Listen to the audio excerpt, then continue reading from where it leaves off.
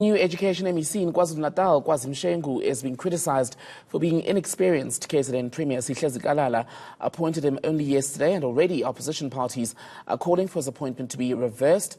The province is battling what are relatively poor performances at some of the schools there. Detractors now saying that an experienced person is needed to turn education in KZN around.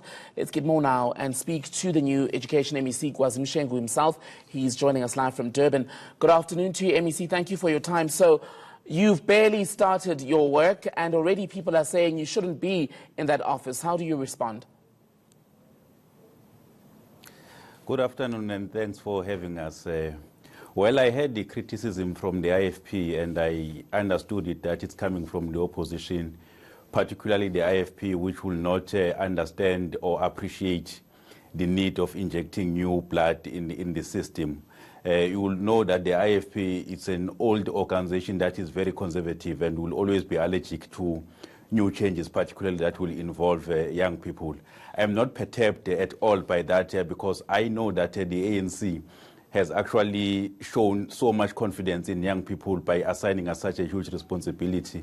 And we take that on behalf of the generation, knowing that if we do well, the ANC and society will continue to have confidence in young people. And if we don't do right, the young people will be condemned on the basis of our action. So I believe that I am equal to the task, and with the support from my organization as well as the stakeholders in the education sector, we'll be able to do right.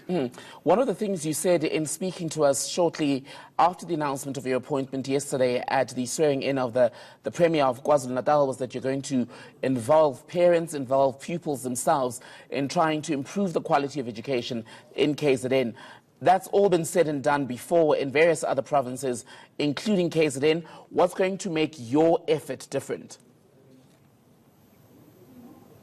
Well, obviously, it will be to refocus the department to its core mandate, that of teaching and learning, so that we are able to improve the performance of all our learners throughout the system and try to meet our target insofar as the matric pass rate is concerned. We want to move from 76% to 80%. And we'll do that first and foremost by trying to ensure that we improve the provision of the conducive environment for teaching and learning. And that will include focusing on providing decent infrastructure that will be able to allow such a conducive environment for teaching and learning, doing away with things like dilapidating infrastructure, but also deploying an ICT resources and connectivity that are required by the fourth industrial revolution, which we are currently in.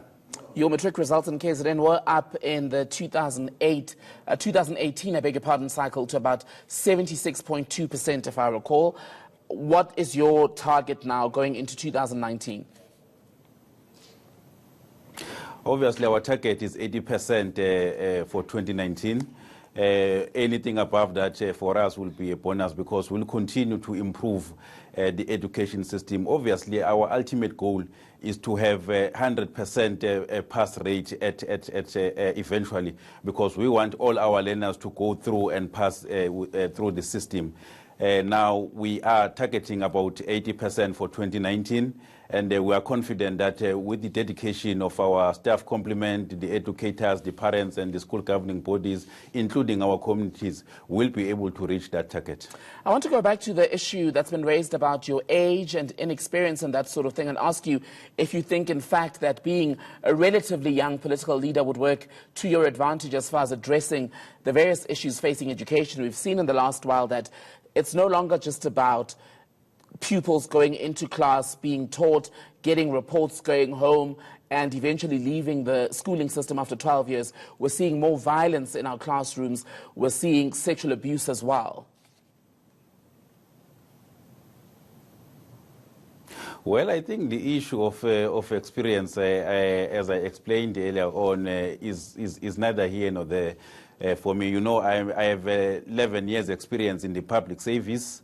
And I have been involved in a number of resolutions insofar as the education is concerned that have been taken by the ANC as a ruling party. So I'm quite aware of what is expected of me.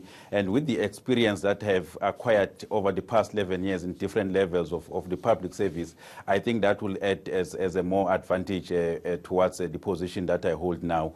Obviously, my age should be able to count on the basis of being innovative and creative, such that we move from the orthodox way of doing things. That is why I was also speaking about deploying ICT infrastructure such that we make the condition of teaching and learning more favorable and be able to respond to the demands of the fourth industrial revolution. So those are the things that opposition parties like the IFP will not understand, because they believe in an orthodox way of doing things. And as a materialist student, I always believe that the condition will always dictate on how to respond to certain conditions. And as it stands now, the conditions require more creativity as well as innovation, which is by and large associated with the energy and the courage of young people. Very quickly, MEC, before we conclude, one of the other issues outside of the political parties and the criticism of you has been the long-standing battle between the Education Department, both at national and provincial levels, with the unions in the sector. How are you going to navigate that often very delicate line? Well, I will be soon meeting with all the unions that are involved in the sector, also to outline my vision and how we should cooperate in making sure that we succeed in our ultimate objective of producing quality learners, because it's not only about those who are involved in the department, in staff and senior management. The whole education system will require cooperation between the education, the unions, the parents, and learners themselves. So in the next few days, I will be meeting with various stakeholders to outline the vision, but also invite them to cooperate. Where we differ, we should be able to handle those differences in a manner that should not disrupt teaching and learning, because that should be the thread that binds all of us to produce quality learners at the end of the day.